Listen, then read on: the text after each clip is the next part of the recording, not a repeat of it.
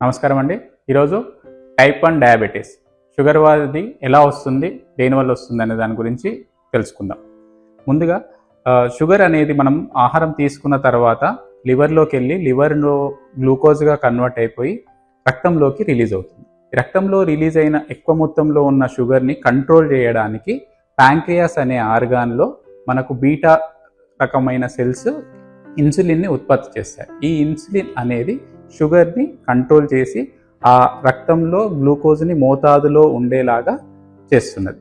అయితే ఈ type 1 diabetes పేషెంట్స్లో ఏమవుతుంది అంటే ఆటోఇమ్యూన్ అంటే మన రోగ నిరోధక శక్తి నుంచి వెలువడే యాంటీబాడీస్ అనేవి ప్యాంక్రియాస్కి సంబంధించిన బీటా సెల్స్ మీద దాడి చేసి వాటిని పూర్తిగా నశింపజేస్తాయి. నశింపజేయడం వల్ల శరీరంలో ఇన్సులిన్ అనేది ఉత్పత్తి జరగదు. దానివల్ల షుగర్ అనేది కంటిన్యూగా పెరుగుతూనే ఉంటుంది.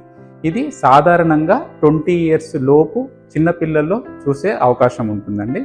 కాబట్టి వీళ్ళు ఖచ్చితంగా షుగర్ని కంట్రోల్ చేసుకోవడం కోసం ఇన్సులిన్ అనే ఇంజెక్షన్ని లైఫ్ లాంగ్ వాడాల్సిన అవసరం ఉంటుంది. కాబట్టి దీన్ని అస్సలు నెగ్లెక్ట్ చేయొద్దు. అండ్ ఇన్సులిన్ని ఖచ్చితంగా తీసుకొని టైం టు టైం మానిటర్ చేసుకుంటూ ఉండాలి షుగర్ని.